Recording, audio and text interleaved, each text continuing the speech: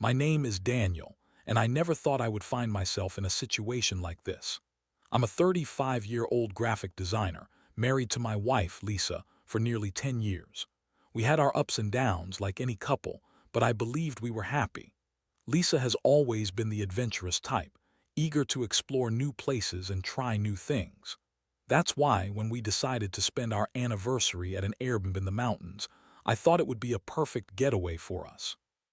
The cabin was beautiful, nestled among tall pines, with a view of a serene lake. I remember the excitement I felt as we drove up the winding road, a sense of anticipation bubbling in my chest. We had planned this trip for months, hoping to rekindle the spark we had lost amidst our busy lives. Lisa was giddy as she took pictures of the scenery, her laughter ringing through the air. I felt a sense of comfort in this moment, believing we were on the cusp of something special. Our host, Mark, greeted us warmly when we arrived. He was in his late 30s, charming and charismatic, with a disarming smile that put us at ease. He gave us a tour of the cabin, pointing out the amenities and sharing stories about the area. I could see why Lisa seemed to take a liking to him.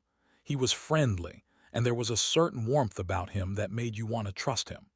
The first evening, we settled in with a bottle of wine, reminiscing about our early days together. I felt a wave of nostalgia wash over me as we laughed and shared stories.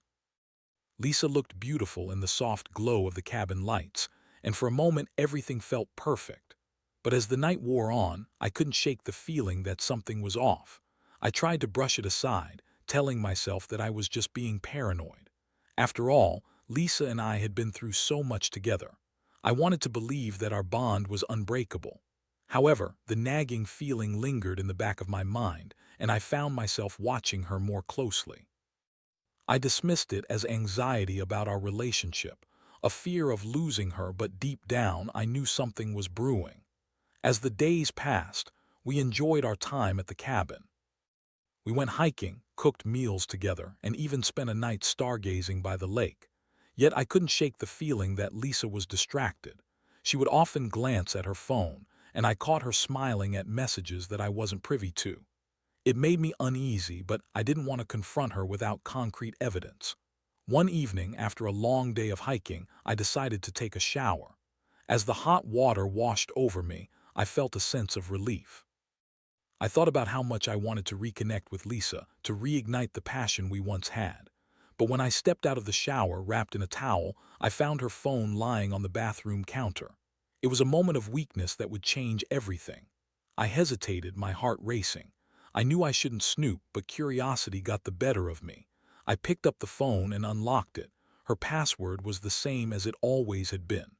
The first thing I saw was a message thread with Mark. The air in the room froze as I read the words on the screen. "Can't wait to see you again." One message read.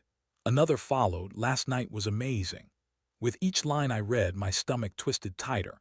My heart raced and a wave of nausea washed over me. I felt like I had been punched in the gut. This wasn't just a harmless flirtation, it was betrayal. I dropped the phone, my mind racing as I tried to process what I had just uncovered. I stood there, feeling the weight of the world on my shoulders. My wife, the woman I trusted completely, had betrayed me with our host. The man who had welcomed us into his home had taken advantage of our trust.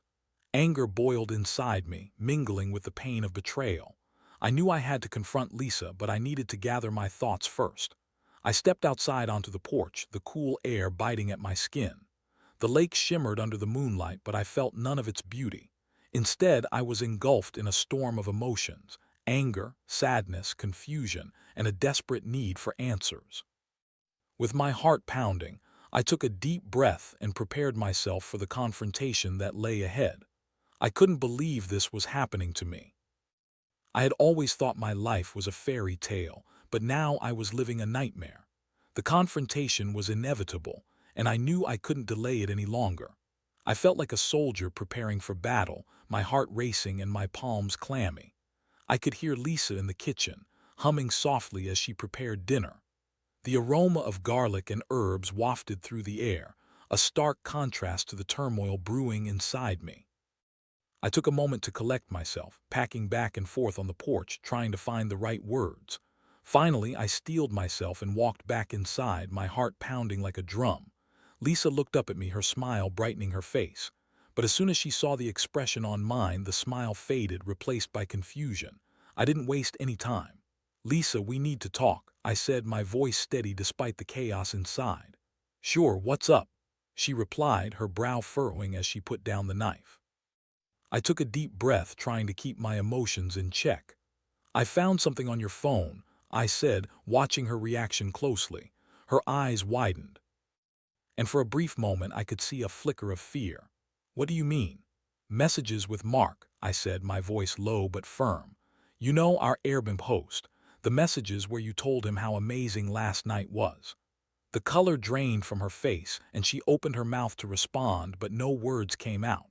I could see the realization wash over her, and I felt a twisted sense of satisfaction mixed with a deep sense of betrayal. "Daniel, I can explain," she stammered, her hands trembling slightly. "Explain what?" I interrupted, my anger boiling over. "Explain how you cheated on me with him, how you threw away everything we built together for a fling with someone who should have been a stranger." Tears brimmed in her eyes and she shook her head. "It wasn't like that. I didn't mean to, I shot back. "You didn't mean to sleep with him. You didn't mean to betray my trust." "What does that even mean?" I could feel the heat rising in my cheeks, the betrayal cutting deeper than any physical wound. I wanted to scream, to lash out, but I also wanted to understand. I wanted to know how she could do this to us. "I was feeling lost, Daniel," Lisa said, her voice trembling. "We've been drifting apart for so long. I thought maybe a little adventure would help me find myself again." "An adventure?" I echoed, incredulous. "Sleeping with another man is your idea of an adventure. What about the adventure of our marriage? What about us?" She looked down, her face a mask of guilt and shame. "I know I messed up. I didn't think it would go that far. I was just talking to him and then it happened. I'm so sorry." I felt a wave of anger wash over me. "Sorry doesn't cut it, Lisa. You can't just throw away 10 years of marriage because you felt a little lost. We all go through rough patches. We could have worked through this together." I know," she pleaded, stepping closer to me. "Please don't do this. I love you. I made a mistake and I regret it more than anything." Her words felt hollow, and I wanted to believe her, but the doubt gnawed at me. "Love, is that what you call this? Love doesn't betray. Love doesn't sleep with other people. How can I trust you again?" I could see the tears streaming down her cheeks, but I felt no sympathy. I wanted to be angry. I wanted to make her feel the pain she had caused me. I pulled away, creating distance between us. "Maybe we need to take a break," I said, the words tumbling out before I could stop them. "I can't be here right now. I need to think." Her face fell and she reached out for me again. "Daniel, please, don't leave. We can fix this. I'll do anything."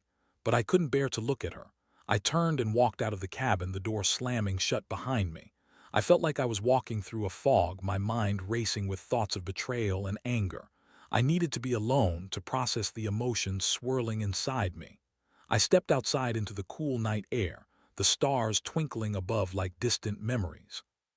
I felt like I was drowning, the weight of her betrayal pulling me under. I paced back and forth on the porch, replaying our conversation in my mind, trying to make sense of it all. In that moment, a new feeling began to surface, an urge for revenge. The man who had taken advantage of my trust, who had seduced my wife, needed to be held accountable. I couldn't let him get away with this. Reporting him to Airbnb seemed like the only logical step. As I stood there, I made up my mind. I would take action. I would ensure that Mark faced the consequences of his actions. The night air felt heavy with unresolved tension as I paced the porch, my mind racing with thoughts of betrayal and the growing desire for revenge. The stars above seemed to mock me, twinkling in a way that only deepened my sense of isolation. I could hear Lisa's muffled sobs from inside the cabin, and strangely, they only fueled my anger. I had no sympathy left for her. She had shattered my trust, and now I was left to pick up the pieces. I took a deep breath, trying to calm the storm inside me. The urge to act quickly was overwhelming. I needed to confront Mark, the man who had crossed an unforgivable line. But I knew that confronting him directly might not be the best course of action. Instead, I decided to report him to Airbnb, a platform that had facilitated this betrayal. I wanted him held accountable, not just for what he had done to me, but for any future couples he might exploit. I walked back inside, my heart still racing. Lisa was sitting on the couch, her eyes red and puffy from crying. She looked up at me, her expression a mix of desperation and guilt. "Daniel, please, let's talk about this. We can work through it," she pleaded, her voice trembling, but I was too far gone. "No, Lisa, you've made your choice and now I have to make mine." I turned away from her, heading toward the small desk where I had set up my laptop earlier in the trip. I opened my laptop, my fingers shaking slightly as I navigated to the Airbnb website. I remembered the host's profile, his charming smile, and the way he had made us feel welcome. It was infuriating to think that someone who seemed so trustworthy could turn out to be so deceitful. As I clicked on the Report a Problem link, a sense of determination washed over me. I began to type out my experience, detailing everything I had discovered. I made sure to include the messages I had found on Lisa's phone, the ones that made my stomach churn. I wanted to paint a complete picture of what had happened, to expose Mark for who he really was. During our stay, my wife engaged in an inappropriate relationship with our host, Mark. I wrote, my fingers flying across the keyboard. I discovered texts on her phone that indicate a physical relationship. This host has taken advantage of our trust, and I believe he should be banned from the platform to prevent this from happening to anyone else. As I crafted my report, I felt a mix of emotions. Part of me was still heartbroken, grappling with the pain of Lisa's betrayal, but another part of me felt empowered. This was my chance to take control of a situation that had spiraled out of my grasp. I was no longer just a victim. I was an advocate for myself and for others who might fall prey to Mark's charm. Once I finished writing, I reviewed my report carefully, ensuring that I hadn't left out any details. Each word felt like a small act of defiance against the betrayal I had experienced. After hitting submit, I leaned back in my chair, a sense of satisfaction washing over me. I had taken action, and now it was out of my hands. But even as I felt a sense of relief, I was also acutely aware of the consequences that lay ahead. I knew that reporting Mark wouldn't fix my marriage or erase the hurt Lisa had caused. It wouldn't bring back the trust we had lost, but it was a step toward reclaiming my power, a way to channel my anger into something productive. I turned back to Lisa, who was still sitting on the couch, her expression a mixture of hope and fear. "What did you do?" she asked, her voice barely above a whisper. "I reported him," I said flatly. "He needs to be held accountable for what he did." Her eyes widened in shock. "You can't be serious, Daniel, this will ruin him." "Good," I replied, my voice cold. "He deserves it, he ruined us first." I could see the panic rising in her eyes, but I didn't care. She had made her choice, and now I was making mine. I turned away from her, feeling the weight of my decision settle heavily on my shoulders. The next few days passed in a blur. I spent my time avoiding Lisa, needing space to process everything that had happened. I felt like I was living in a nightmare, going through the motions of our vacation while the reality of our shattered relationship loomed over me. I received a response from Airbnb within 48 hours. They thanked me for my report and assured me that they were taking the matter seriously. They would investigate the situation and take appropriate action. Reading their response filled me with a sense of vindication. I had done my part, and now Mark would face the consequences of his actions. But as the days dragged on, I couldn't shake the feeling of emptiness that lingered in the air. I had won this small battle, but the war within my heart was far from over. I still had to face Lisa and decide what to do. About our marriage, the days that followed my report felt like an endless cycle of tension and unresolved feelings. Lisa and I were effectively strangers under the same roof, each of us navigating the fallout from her betrayal in our own way. I could feel the weight of her gaze on me at times, the unspoken words hanging heavy in the air, but I had no desire to engage. I was still grappling with my emotions, and I wasn't ready to face the reality of our relationship. I spent hours in front of my laptop, trying to distract myself from the chaos in my mind. I immersed myself in work, losing myself in design projects and client meetings, anything to keep my thoughts from drifting back to Lisa and the betrayal. But no matter how hard I tried, the memories of that night, the discovery, the confrontation kept replaying in my mind like a broken record. One evening, as I sat on the porch, the cool breeze brushing against my skin, I received an email notification from Airbnb. My heart raced as I opened it, anticipation and anxiety swirling within me. The message informed me that they had completed their investigation and had taken action against Mark. He had been banned from the platform due to a violation of community guidelines. A wave of satisfaction washed over me. I had succeeded in holding him accountable for his actions, but the victory felt bittersweet. I had avenged my hurt, but I was still left with the aftermath of my marriage crumbling around me. I couldn't help but wonder if this was enough to heal the wounds Lisa had inflicted. I had taken a step toward justice, but what about the justice I needed for myself? As the sun dipped below the horizon, painting the sky in hues of orange and pink, I heard the cabin door creak open. Lisa stepped outside, her expression tentative. "Can we talk?" she asked, her voice barely audible over the rustling leaves. I hesitated, my heart pounding. Part of me wanted to refuse, to continue avoiding the conversation we both knew was inevitable. But another part of me craved closure, a chance to understand what had happened and to express my feelings. "Fine," I replied, my tone flat. We sat in silence for a moment, the tension between us palpable. I could see the uncertainty in her eyes, the fear of what I might say. "I just wanted to say I'm sorry," she began, her voice trembling. "I know that doesn't change anything, but I am truly sorry for what I did." I looked at her, searching for sincerity in her words.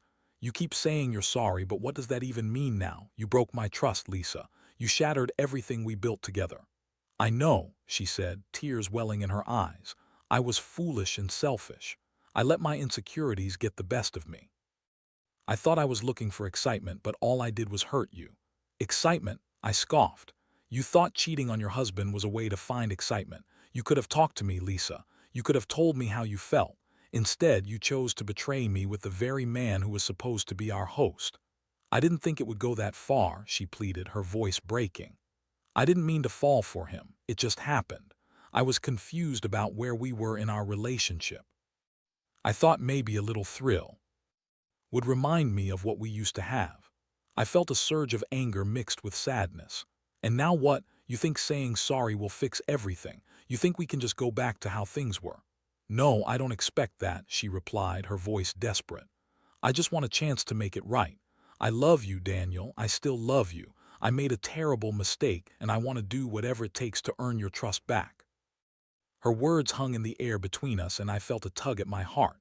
I wanted to believe her, but the betrayal was too fresh, too painful. "Do you even understand what you've done to us?" I asked, my voice low. "You've not only hurt me, but you've also damaged the foundation of our marriage. It's not something that can be fixed overnight."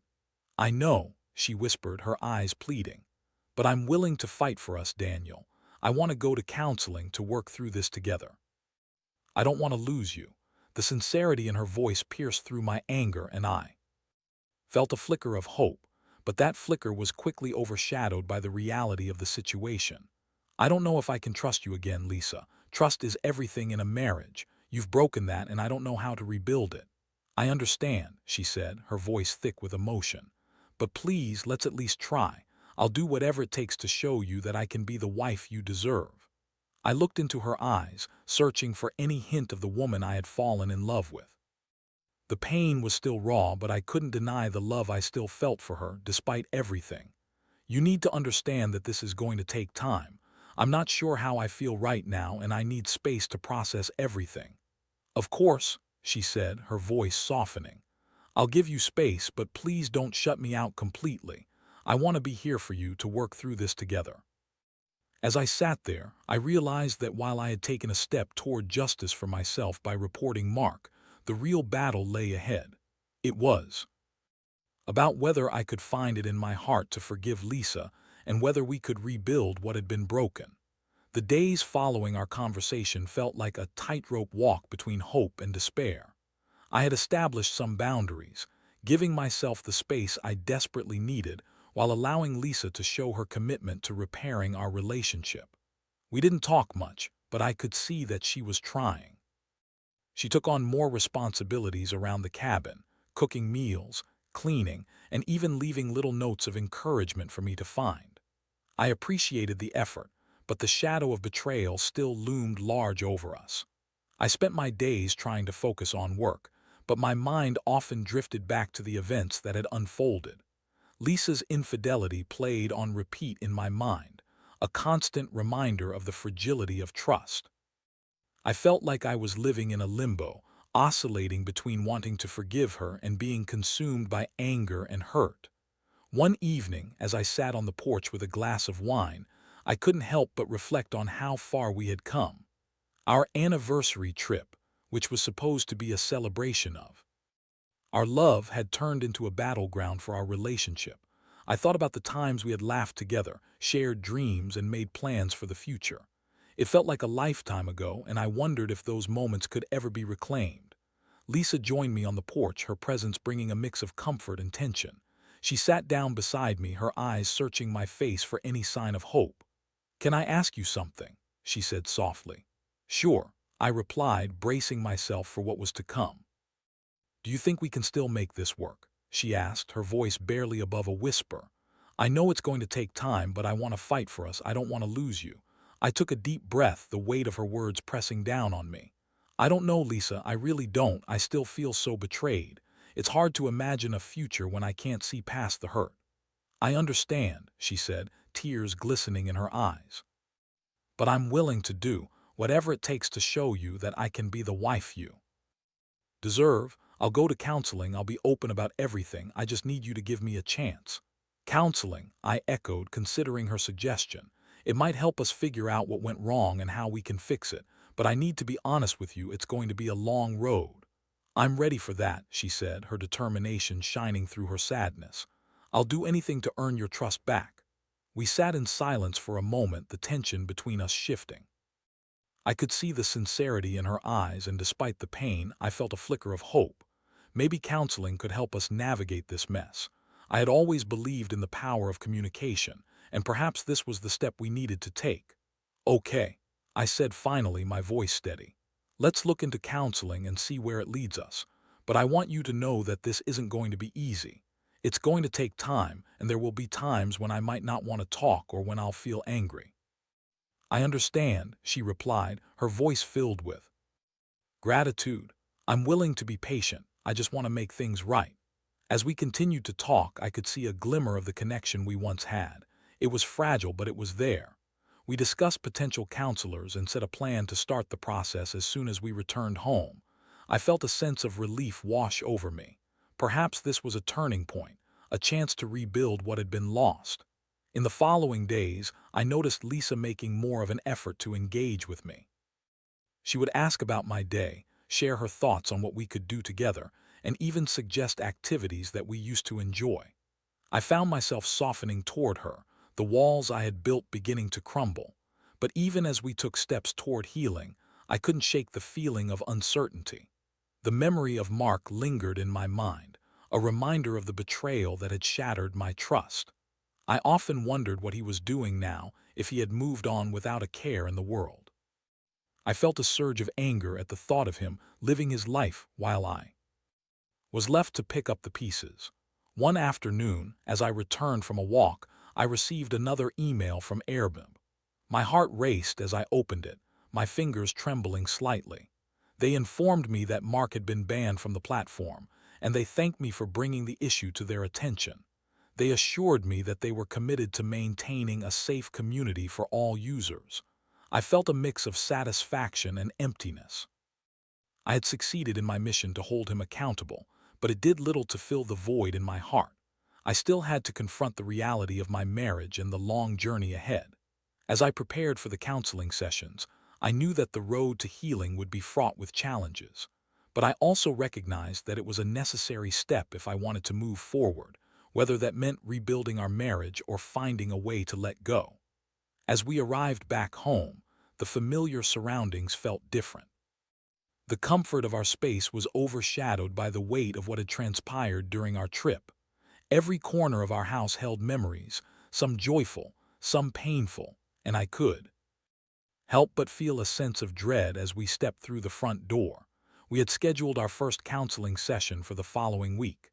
Lisa was eager, her determination to make amends palpable. I, on the other hand, felt a mix of hope and skepticism.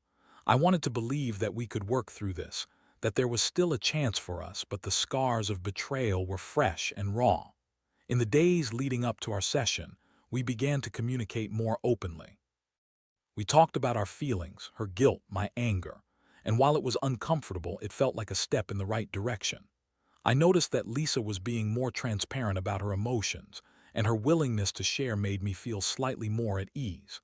The day of our counseling session arrived, and I found myself filled with anxiety.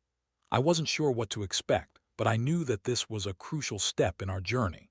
As we sat in the waiting room, I could see the nervousness etched on Lisa's face. I reached for her hand, squeezing it gently. "We can do this," I said, trying to reassure both of us. The therapist, a middle-aged woman with a warm smile, greeted us and led us into her office. The atmosphere was calming, with soft lighting and comfortable seating. I felt a bit more at ease as we settled in, but the weight of our situation still loomed over us. The session began with the therapist asking us to share our feelings about what had happened. I took a deep breath, my heart racing. "I feel betrayed," I said, my voice steady. I trusted Lisa completely, and her actions shattered that trust. "It's hard for me to see a future when I'm still reeling from the hurt." Lisa's eyes glistened with tears as she spoke. "I understand that I hurt you, and I'm so sorry for what I did. I was confused and made a terrible mistake. I never wanted to hurt you, and I want to do everything I can to make things right." The therapist guided us through the conversation, helping us navigate our emotions and encouraging us to express ourselves honestly. It was difficult, but I felt a sense of relief in finally being able to voice my feelings in a safe space. As the session progressed, I began to see glimpses of the woman I had fallen in love with. Lisa was vulnerable and open, sharing her struggles and insecurities. I realized that her actions, while unforgivable, stemmed from a place of confusion and fear. It didn't excuse what she had done, but it helped me understand her better. By the end of the session, I felt emotionally drained but also strangely hopeful.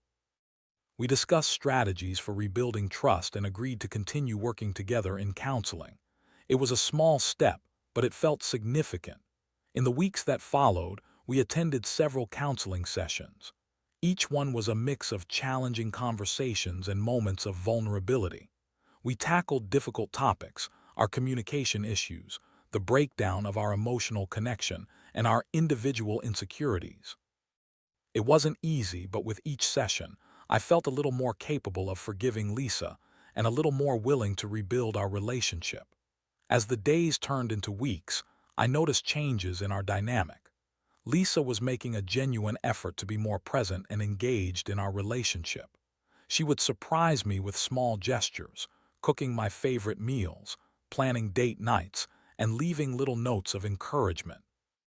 Around the house, it was as if she were trying to prove to me that she was committed to making things right. But even as I began to soften, the memories of her betrayal still lingered in the back of my mind.